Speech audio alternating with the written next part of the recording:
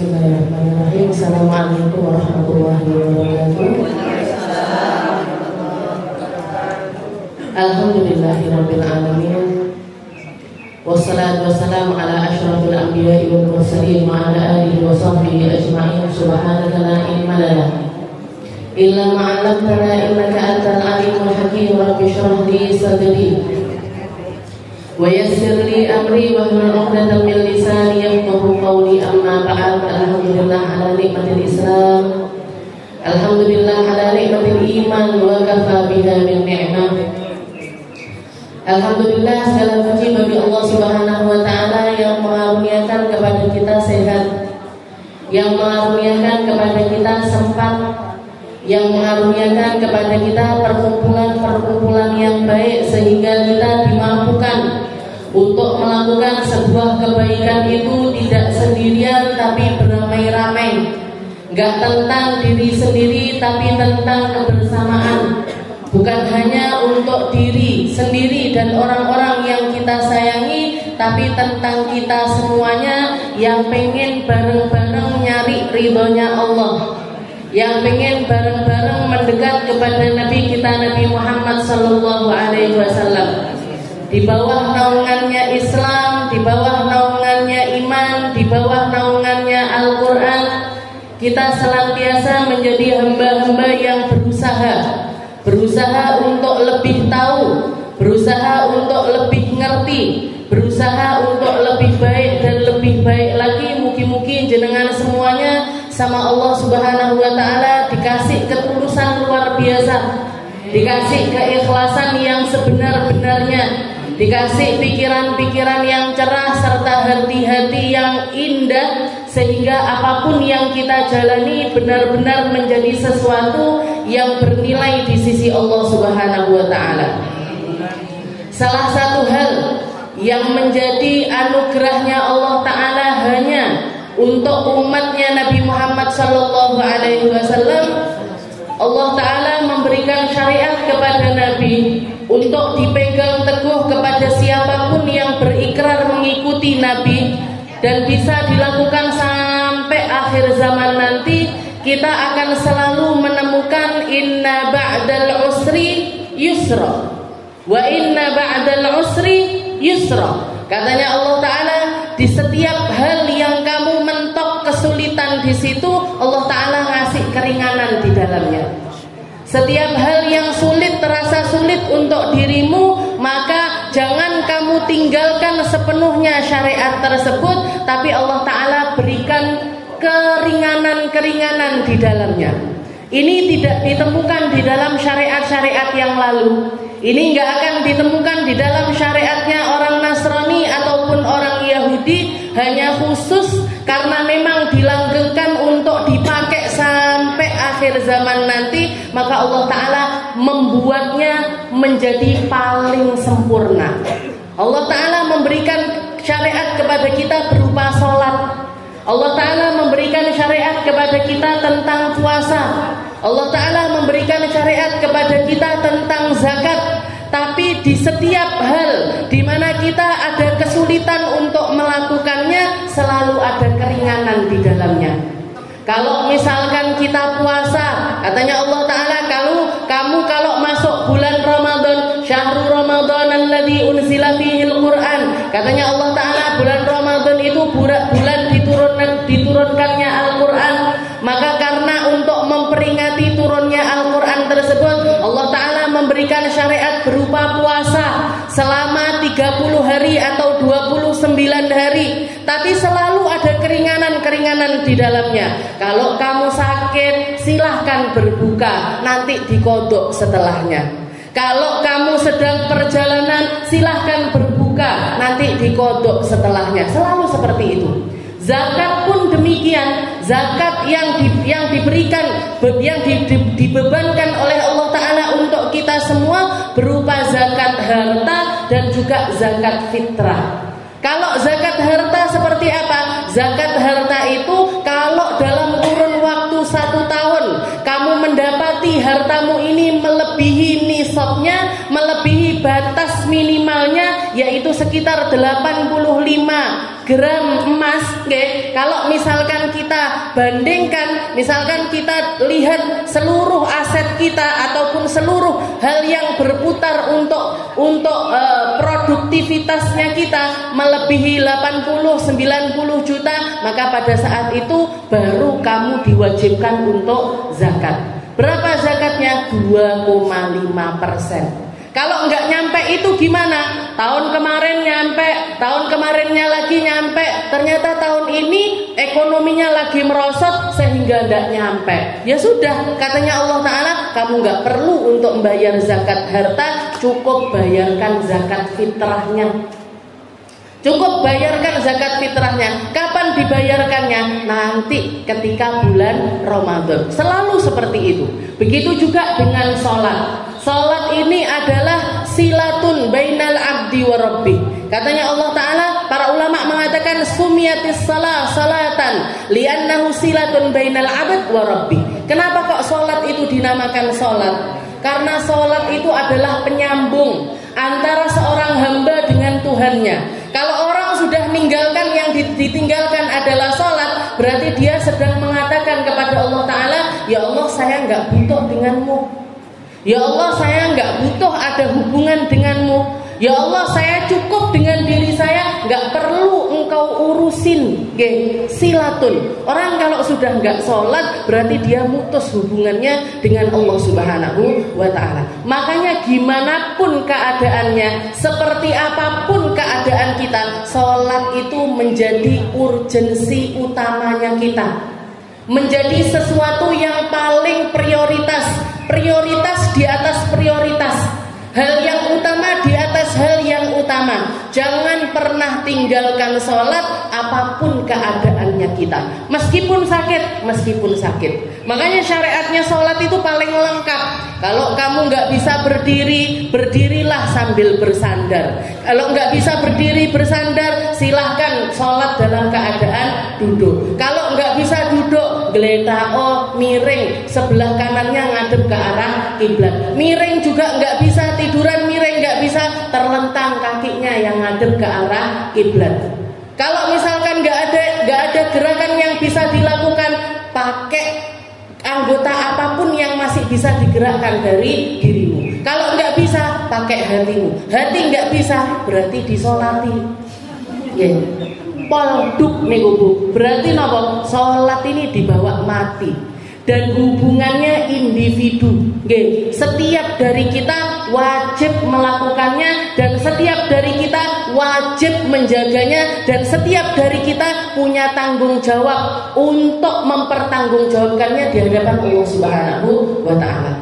Maka ketika ada hal-hal yang istilahnya ada hal-hal yang datang, atau seperti pembahasan kita kali ini, ketika kita melakukan safar, ketika kita melakukan suatu perjalanan, Allah Subhanahu wa Ta'ala mengatakan di dalam Al-Qur'an, wa idza darabtum fil ardi falaisa 'alaikum junah an taqsuru minas shalah. Katanya Allah Ta'ala, kalau kamu sedang perjalanan, maka Allah Ta'ala mengizinkan, fala junaha 'alaikum, kalian tidak akan dianggap berdosa ketika kalian mengkosor sholat kalian. Didiskon sama Allah. Yang 4 rakaat jadi 2 rakaat. Yang 4 rakaat jadi 2 rakaat. Tapi jangan sampai minta diskonnya kelebihan. Subuhe mek loro minta diskon 1. Sholat maghrib 3, 1,5 aja. Saya nemu ini ketika perjalanan. Ketika perjalanan ada orang ikut sholat berjamaah sama kita. Tahu-taunya sholat, istilahnya dia masbuk, dapat dari kita sholat maghrib itu jamaahan itu cuma satu rakaat. Kita kira nambah 2 lagi, harusnya kan nambah 2 lagi. Niki mboten, 1 nambahnya setengah. Jadi dipotong rukuknya ndak pakai. Jadi rakaat keduanya nggak pakai rukuk. Loh kok ngoten Pak sholatnya? Iya kan dikosor. Dikosor itu untuk sholat yang 4 rakaat, 4 jadi 2. Lek 3 niku kan sudah sedikit, masa minta diskon lagi? Apalagi subuh cuma 2, saya minta diskon lagi. Falaisa 'alaikum junah an taqsuru minas shalah. Setelah itu Nabi Muhammad juga mengatakan innas safar qit'atun minal azab. Orang kalau lagi safar, orang kalau bepergian, Nabi Muhammad mengibaratkan bepergian itu sepotong dari ketidaknyamanan. Safar itu penuh dengan perkara-perkara yang harus direlakan. Satu perjalanannya kalian akan banyak hal-hal yang biasanya kamu nyaman duduk di rumah menjadi sangat tidak nyaman. Menjadi sangat tidak nyaman. Air sedikit, kalau walaupun negeri kita ataupun daerahnya kita sudah nggak seperti zamannya Rasulullah SAW dulu, yang masjid jarang, mana-mana setiap tempatnya semuanya adalah padang pasir, nggak ada toilet umum dan lain sebagainya. Kita sekarang lebih gampang, tapi itu pun masih banyak yang perlu kita korbankan. Yang biasanya kumpul-kumpul sama keluarga di rumah harus sendirian. Kalaupun misal, tapi katanya Nabi Muhammad, rawihu qulubakum sa'atan fasa'ah. Katanya Nabi, tapi perjalanan itu juga ada efek healing. Ngerti nggih healing jenengan? Jadi orang makanya ibu-ibu kalau pengajian biasanya yang hadir 70, 80, tapi lek dijak dolan iso 200. Bisa 200 orang, bisa 250 orang langsung semangat. Padahal disuruh bayar loh niki. Disuruh bayar, disuruh istilahnya, tapi semangat. Karena memang di dalam safar itu, ada rauhah. Ada rauhah. Rauhah itu istilahnya perasaan nyaman, perasaan yang tidak didapatkan ketika kita itu berdiam diri di rumah. Makanya sama Nabi Muhammad dibikin istilahnya ada syariat-syariat tertentu yang mengatur aturan safar itu sendiri, dan sebatas mana kita itu diperbolehkan untuk istilahnya dapat kesempatan lain dari Allah Subhanahu wa taala, atau beberapa macam ibadah itu boleh dipendekkan. Boleh dipendekkan. Nah, itu yang dikatakan oleh Nabi Muhammad, as-safaru qit'atun minal adab. Safar itu separuh, sepotong dari yang namanya ketidaknyamanan. Maka silahkan, ada banyak hal yang diperbolehkan bagi orang yang melakukan perjalanan. Tapi kalau perjalanan itu sendiri secara syariat, para ulama mendefinisikannya menjadi dua bagian. Ada yang namanya safar qasir, ada yang namanya safar tawil.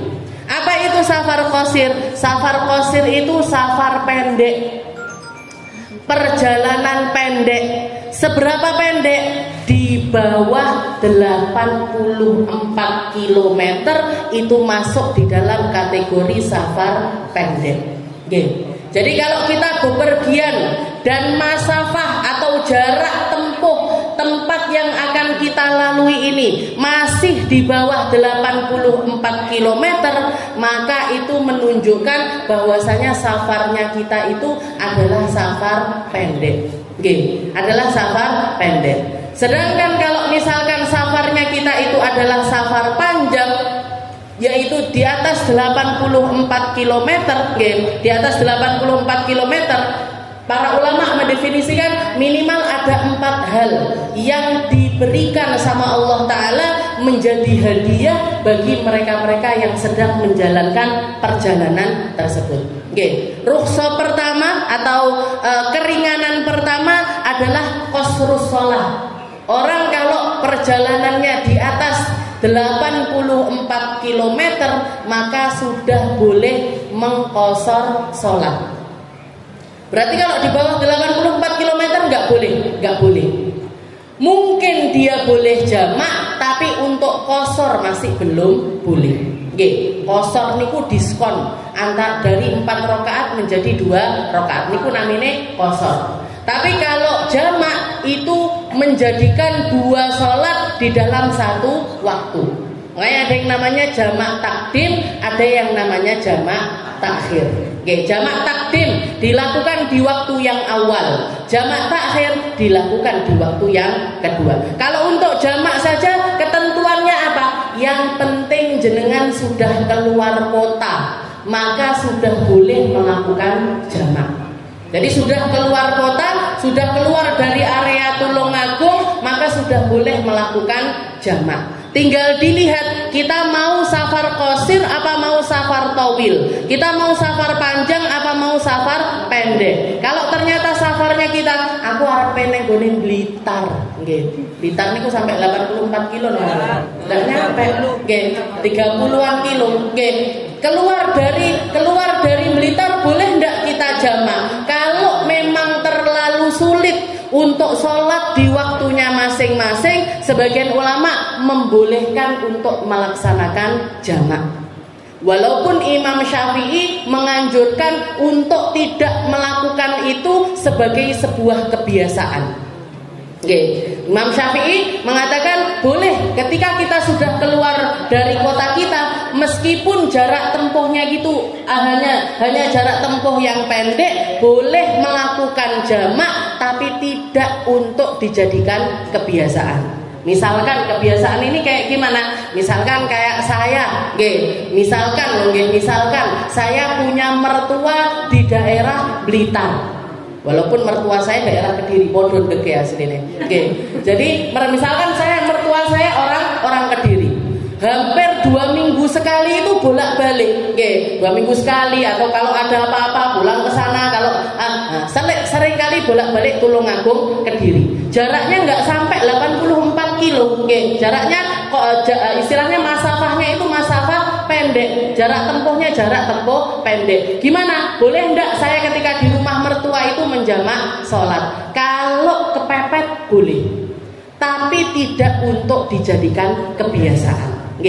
Kenapa? Karena sebagian ulama berpendapat jarak tempuhnya jamak sama jarak tempuhnya qasar itu sama, yaitu 84 km. 84 km. Jadi rukhsah pertama yang dibolehkan untuk orang yang jarak tempuhnya panjang itu adalah qasrus shalah. Lalu yang kedua napa? Yang kedua al-jam'u bainas salatain, jamak. Qasar boleh, jamak juga boleh. Qasar boleh, jamak juga boleh. Yang ketiga napa? Al-fitru fi Ramadan idza kharaja min baladihi qabla tulu'il fajar. Boleh enggak puasa Ramadan? Boleh meninggalkan puasa Ramadan dengan syarat keluarnya dari rumah itu sebelum subuh. Jadi keluar dari rumahnya itu sebelum subuh, maka boleh untuk tidak puasa. Tapi kalau perjalanannya itu dimulai setelah datangnya fajar, maka hari tersebut masih wajib untuk melaksanakan puasa. Masih wajib untuk melaksanakan puasa. Baru hari kedua kalau masih di perjalanan, baru boleh untuk meninggalkan puasa. Nah, itu rukhsah yang ketiga. Jadi patokannya sama kayak sholat Jumat. Jenengan kalau safar di hari Jumat, boleh bapak-bapak ini boleh meninggalkan Jumat kalau safarnya itu keluarnya itu sebelum subuh.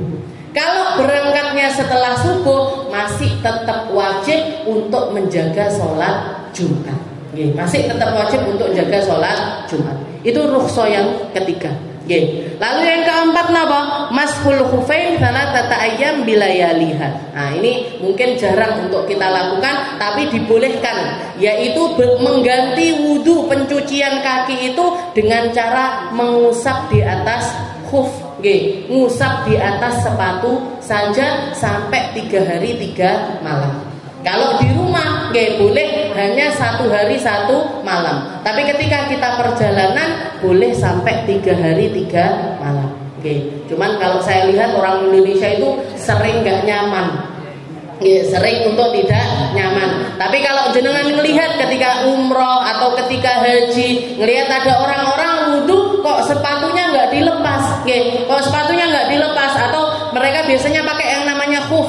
Khuf itu kaos kaki tapi terbuat dari kulit. Jadi kalau dipakai itu tetap nggak sobek. Nah, mereka cuman ngusap di atasnya saja. Nah, ini boleh. Ini bukan sesuatu yang dilarang, karena ini adalah rukhsahnya safar. Sesuatu yang diperbolehkan ketika seseorang itu melakukan safar. Nah, itu 4 hal yang diberikan atau menjadi hadiahnya Allah Ta'ala. Dan para ulama mengatakan orang ketika dia perjalanan, ketika dia melakukan satu perjalanan, gimana kalau misalkan dia bisa milih antara menjamak sholat, mengqashar sholat, sama melaksanakan sholatnya itu di waktunya masing-masing, itu menjadi sesuatu yang tidak berat bagi dia. Gimana? Ini yang lebih afdol di antara kedua ini yang mana? Katanya para ulama, tetap lebih afdol jamak qashar. Kenapa? Karena ini adalah hadiah dari Allah Ta'ala.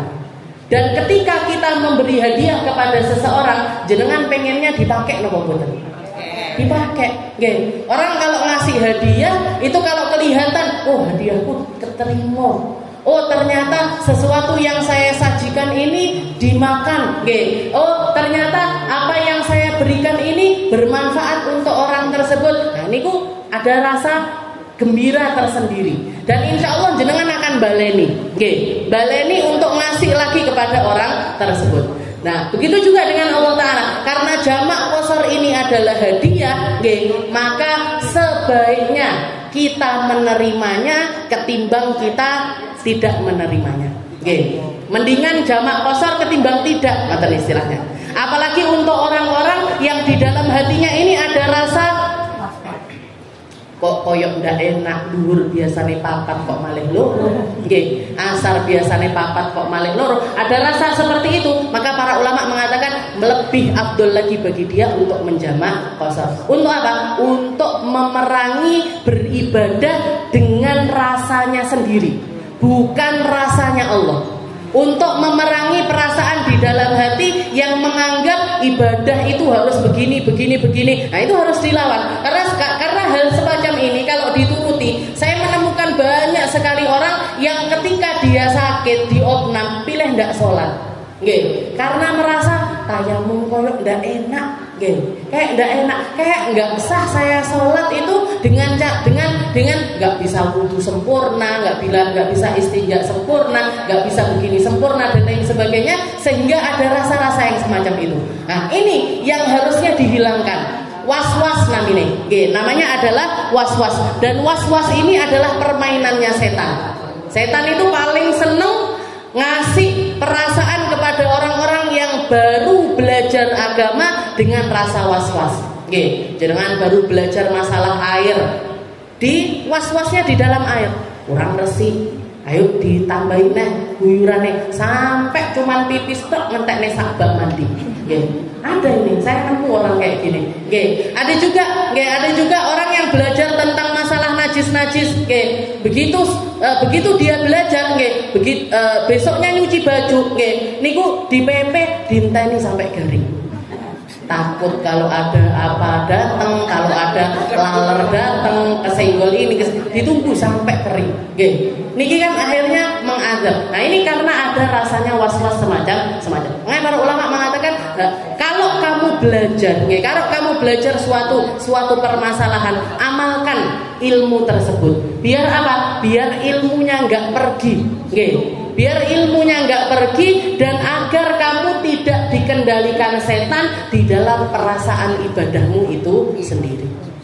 Nah ini 4 macam hal yang dirukhsahkan bagi mereka-mereka yang sedang perjalanan. Setelah itu para ulama membahas tentang ahkamus safar, hukumnya safar, hukumnya bepergian. Bepergian itu ada kalanya wajib, ada kalanya sunnah, ada kalanya mubah, ada kalanya makruh, bahkan ada kalanya hukumnya adalah haram.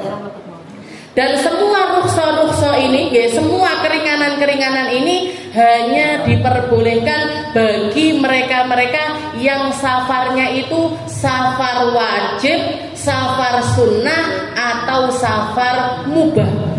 Kalau kita perjalanannya adalah safar makruh ataupun juga safar haram, maka haram juga untuk mengambil keringanan-keringanan ini.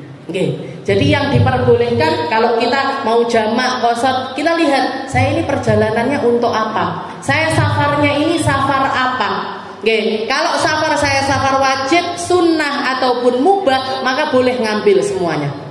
Jamak dilakukan, qashar dilakukan, nggak puasa Ramadan dilakukan, silahkan. Tapi kalau perjalanannya perjalanan makruh, apalagi perjalanan haram, maka ini semuanya haram juga untuk dilakukan. Maka yang pertama ulama dikatakan safar wajib. Apa itu safar wajib? Kasafar li isqati fardil haji wal umrah wa li talabil ilmil wajib. Katanya para ulama, safar pertama adalah safar wajib, yaitu safar di mana kita melaksanakan haji pertama kali atau umroh pertama kali, umroh haji pertama kali yang dengan haji serta umroh tersebut menggugurkan kewajiban kita dari haji serta umroh tersebut. Jadi orang kalau wajib haji, orang kalau sudah tersentuh kewajiban untuk melaksanakan haji, maka wajib bagi dia untuk menyegerakan haji, dan safarnya dihukumi safar wajib, dan safarnya dihukumi safar wajib. Dan ketika seseorang sudah pernah tersentuh wajib haji, kok nggak haji-haji, kok nggak berangkat-berangkat atau nggak daftar-daftar, selama itu juga dia tetap terkena kewajiban yang namanya safar. Jadi tetap kena kewajiban safar. Berarti kalau nggak safar-safar gimana? Kalau nggak pergi-pergi gimana? Selama itu juga dia akan berdosa. Selama itu juga dia akan berdosa. Makanya Bu, kalau sudah punya uang, sudah punya dana longgar yang bisa dipakai untuk berangkat haji, segera daftar. Segera daftar secepat mungkin. Kenapa? Karena kalau kita nggak daftar-daftar, selama itu juga kita kena kewajiban safar. Setiap kali masuk bulan haji, kita kena kewajiban pergi. Dan ketika kita nggak pergi, tahun itu kita menjadi orang yang melakukan dosa besar karena nggak berangkat haji. Dan kalau sampai setelah itu, setelah dia kena kewajiban haji, nggak haji, terus usahanya bangkrut, dia tetap terkena kewajiban haji. Nah, sebagian ulama mengatakan orang yang bangkrut belum berangkat haji dan dia sudah pernah punya dana senilai untuk berangkat haji, dibolehkan bagi dia untuk minta-minta buat berangkat haji. Bahkan boleh dikasih dana zakat, boleh dikasih dana zakat untuk memberangkatkan dia haji. Saking pentingnya haji. Makanya jenengan istilahnya, dan kewajiban haji ini sesuai dengan harta kita, sesuai dengan harta kita. Kalau kita ternyata misalkan ada orang dalam 1 tahun ternyata usahanya berkembang sangat cepat sekali sampai dia punya dana sangat longgar sekali untuk berangkat, nggak pakai reguler tapi pakai yang VIP dia bisa, dikasih. Misalkan ada travel yang menawarkan, ayo Bu berangkat dengan harga 500 juta, dananya kita ada, harus beli yang 500 juta tersebut, nggak boleh beli yang reguler. Kalau dia saya kuatnya di 250, antri 3 tahun, harus beli yang 250, nggak boleh pakai yang reguler.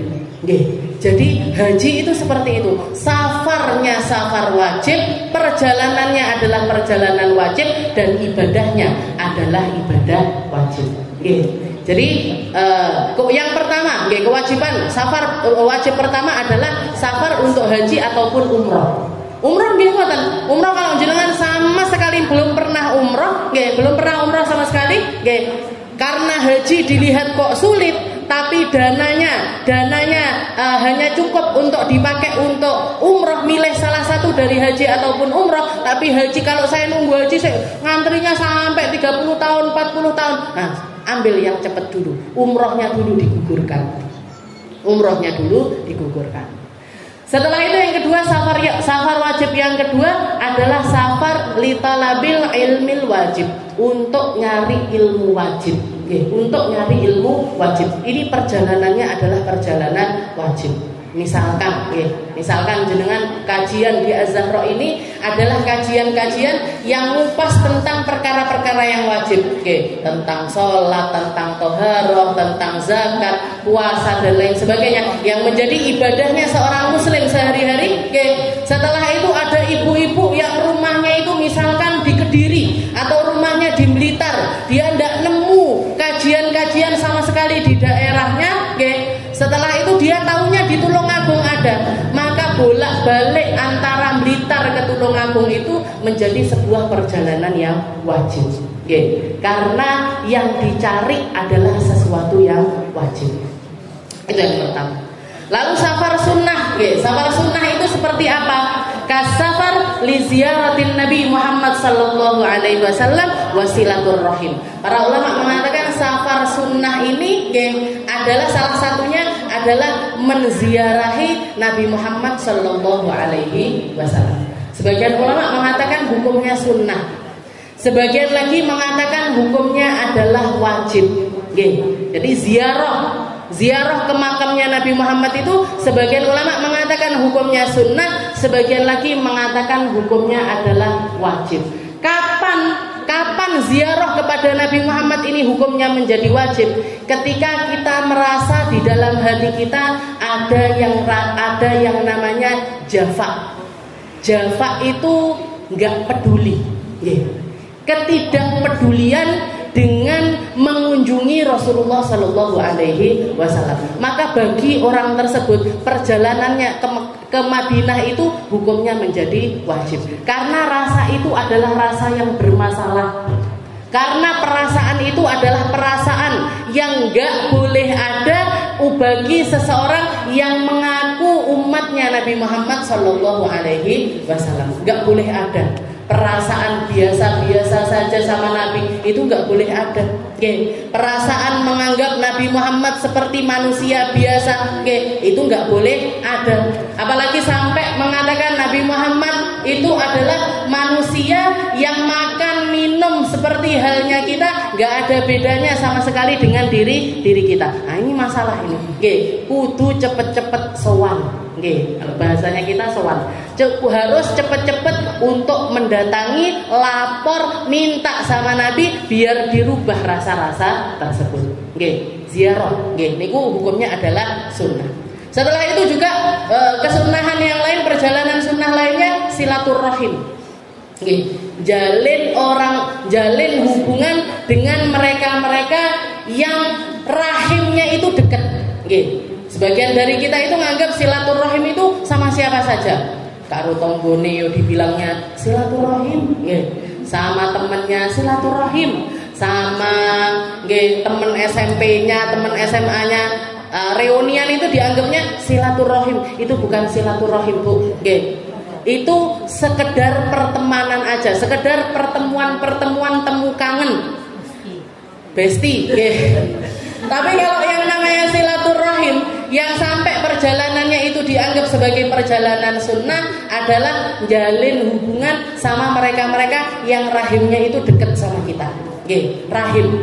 Di semua dari kita punya yang namanya rahim. Semua perempuan dikasih sama Allah Ta'ala satu anugerah, tempat paling elastis, tempat dititipkannya rahmatnya Allah Ta'ala paling besar, yaitu bahkan namanya pun disadur dari namanya Allah Ta'ala yang Maha Rahim. Kalau kita baca Bismillahirrahmanirrahim dengan menyebut nama Allah yang Maha Kasih serta Maha Sayang, Maha Pengasih serta Maha Penyayang. Tapi sebagian ulama menafsirkan nggak seperti itu. Ar-Rahman, Ar-Rahim itu bukan seperti itu saja. Tapi Ar-Rahman ini adalah zat yang memberikan nikmat-nikmat besar kepada kita. Makanya nggak boleh ada orang punya nama Rahman. Rahman tok, nggak pakai Abdu. Kalau Abdurrahman nggak apa-apa. Tapi kalau orang Pak punya nama, anakku tak jenengi Rahman, nggak boleh. Kenapa? Karena ini nama yang mampu melakukannya hanya Allah Ta'ala, yang mampu menyandangnya hanya Allah Ta'ala. Kenapa? Karena Allah Ta'ala sang pemberi nikmat-nikmat besar kepada kita, yang ngasih kita sehat, yang ngasih kita iman, yang ngasih kita Islam, yang ngasih kita segala hal ini Allah Ta'ala. Itu dengan sebutannya sifatnya apa? Ar-Rahman. Sedangkan Ar-Rahim ini Allah Ta'ala yang memberikan kita nikmat-nikmat kecil-kecil itu juga dari Allah. Kita punya mata, tapi enggak semua orang pandangannya itu sama. Semua orang punya hidung, tapi enggak semua penciumannya sama. Semua orang punya lisan, tapi enggak semua orang lisannya sama. Nggih, maka ketika kita dikasih nikmat-nikmat tambahan-tambahan dari Allah Ta'ala, itu zat yang memberikannya punya sifat rahim. Perempuan dikasih di dalam dirinya itu yang namanya rahim, karena hal kecil apapun yang nyampe kepada ibunya akan nyampe kepada anaknya. Apa yang jenengan dengarkan didengar sama anak itu. Apa yang jenengan konsumsi dikonsumsi juga sama dia. Bahkan semuanya diatur sama Allah Ta'ala untuk menjadi tempat ternyaman bagi si bayi tersebut. Main jenengan gak pernah dengar ceritanya ada bayi di dalam perut nangis, bar metu nangis, gitu. Keluar nangis, lapar nangis, ngantuk nangis, napa malih, pipis nangis, BAB nangis. Di dalam perutnya jenengan pernah nangis, mah kebelet beol, nangis dulu, tidak ada. Tempat paling nyaman bagi bayi tersebut adalah rahim. Maka semua orang yang rahimnya itu dekat sama kita, wajib hukumnya untuk kita jalin dan gak boleh terputus. Ini satu-satunya hubungan yang kita sama sekali nggak boleh putus hubungan dengan mereka, yaitu mereka-mereka yang dekat rahimnya sama kita.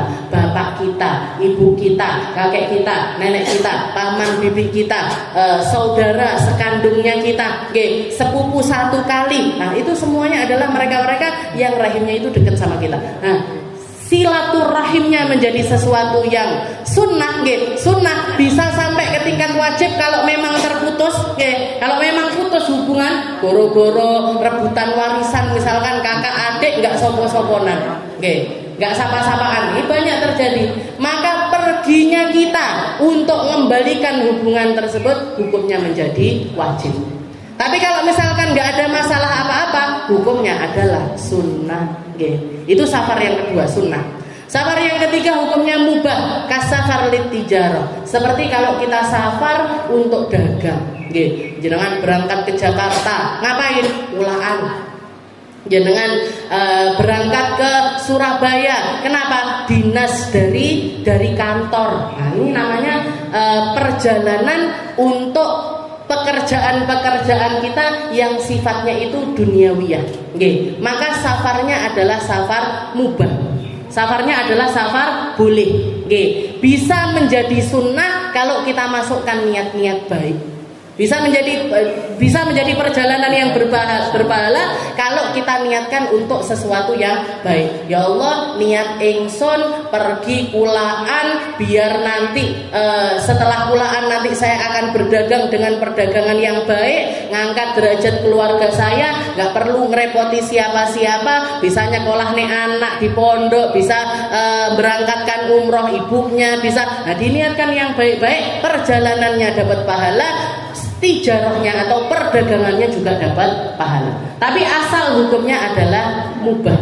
Nah, di dalam tiga perkara tersebut, di dalam koridor atau batasan tiga hal ini tadi, kita boleh ngambil rukhsah dari Allah Subhanahu wa Ta'ala. Keringanan-keringanan itu boleh diambil. Makanya dikatakan rukhsah ini syarat dan ketentuan berlaku. Syarat dan ketentuan berlaku. Enggak semua orang bisa melakukannya.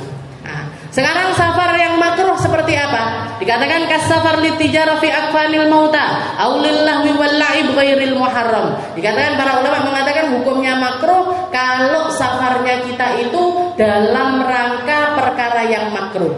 Seperti apa perkara yang makruh? Perjalanan kulaan, tapi yang dikula ini perkara-perkara yang makruh.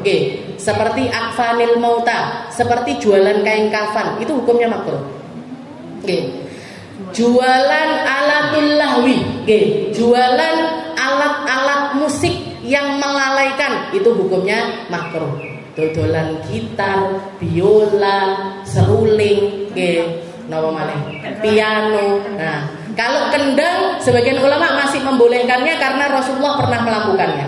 Ketika beliau mantu Sayyidah Fatimah Zahra, Nabi Muhammad mengatakan a'linun nikah wadribu alaihim bidduf. Katanya Nabi, silahkan siarkan pernikahan Fatimah ini kepada semua orang dan tabuhlah genderang.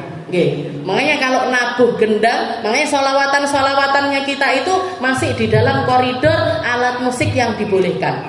gendangan nggih napa kicik-kicik napa malih bek ngeten bass. Nah, sesuatu yang ditabuh semacam itu sebagian ulama masih membolehkan. Tapi kalau sudah melalaikan nggih, maka ini berjualan di dalam materi dagang itu hukumnya makruh. Kain kafan kenapa kok makruh nggih? Karena jenengan kalau jualan kain kafan akhirnya mengharap orang banyak mati nggih. Nggih. Ya Allah, daganganku kok sepinan, mbok mati yo. Nggih. Mbok mati yo beberapa orang ben payu dagangan. Nggih.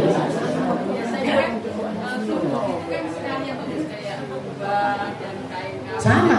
Semuanya yang berkaitan dengan kematian-kematian itu berjualan di dalam hal itu makruh Bu nggih, enggak sampai ke haram. Nggih. Makruh enggak sampai ke haram. Jadi istilahnya kalaupun misalkan sebaiknya gimana nggih? Barang-barang semacam ini nih harusnya bagaimana? Biar kita nggak perlu jual beli itu bagaimana? Nggih. Sebaiknya musola-musola, kampung-kampung, masjid-masjid itu mikirkan untuk menyediakan hal-hal semacam ini. Oke. Jadi kalau di kampung saya niku wonten nggih. Jadi kalau ada yang namanya SPK, nggih. Jadi niku nanti ada iurannya. Setiap bulan itu ada iurannya.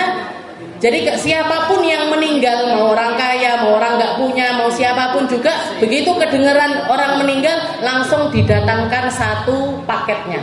Oke, jadi kain kafannya, tergantung ukurannya, sekaligus nopo, kapur barusnya, ininya, itunya, segala macam yang berkaitan sama orang yang meninggal langsung diberikan. Cuma-cuma, nggak pakai beli. Nah, karena sebagian ulama mengatakan ini, jadi makruh. Jualan kain kafan itu makruh. Jualan alatul lahwi juga makruh. Ghairal muharram. Yang penting bukan alat-alat yang haram. Nggih, bukan alat-alat yang haram. Dan yang terakhir nggih, hukumnya haram perjalanan yaitu kasafar az-zaujah min ghairi idni zaujiha. Yaitu perjalanannya seorang istri tanpa izin dari suami. Nggih, perjalanannya seorang istri tanpa izin suami itu hukumnya adalah haram. Nggih, mau safar pendek, mau safar panjang kudu panggah pamit. Nggih, aja sampai bojone nelpon, "Mak, neng di umroh." Ya. Loh, udah nggak pamit, nggak ngomong, tahu-tahu orangnya di muka. Nanti tak doakan ya di sini, tak doakan, tawaf tak niatkan buat jenengan, minum zam-zam tak niatkan buat jenengan. Lek nggak muntah bojone jempol niku. Nggih, kalau nggak marah suaminya niki sabar tingkat langit niku. Jadi makanya dikatakan haram hukumnya safarnya seorang perempuan tanpa izin dari suami ataupun safarnya perempuan tanpa adanya mahram, tanpa adanya mahram. Kalaupun nggak pakai mahram, sebaiknya perjalanannya perempuan itu berombongan, pakai rombongan. Jadi satu mobil, jangan sampai perjalanan. Kalau dekat-dekat masih area Tulungagung, jadi jangan orang Tulungagung perginya ke daerah Tulungagung sendiri, sepeda motoran masih nggak apa-apa. Tapi kalau misalkan sampai keluar kota, maka itu sebaiknya kalau nggak sama mahramnya, rombongan. Kalau bukan sama mahramnya, mahram ini kalau nggak suaminya, ya putranya atau pamannya atau ponaannya. Kalaupun nggak pakai mahram, maka rombongan. Sak mobil minimal lebih dari 3 orang. Jadi ada 3 orang di situ perjalanan bareng-bareng, maka ini masih diperbolehkan. Kalau enggak, sebagian ulama mengharamkan. Sebagian ulama mengharamkan perkara yang semacam itu. Mungkin ini, jadi kalau mau dibahas secara mendetail sekali, niki saya masih sak lembar. Jenengan mau niki ada sekitar 10 lembar. Berarti sampai daurah 3 hari kayaknya. Jadi mungkin itu istilahnya semua hal yang mencakup. Kalau masalah bagaimana caranya, mungkin saya yakin jenengan sudah sering melakukannya dan sering istilahnya begini dan lain sebagainya. Tinggal apa yang perlu dibenahi atau apa yang menjadi unek-uneknya jenengan, monggo diobrolkan bersama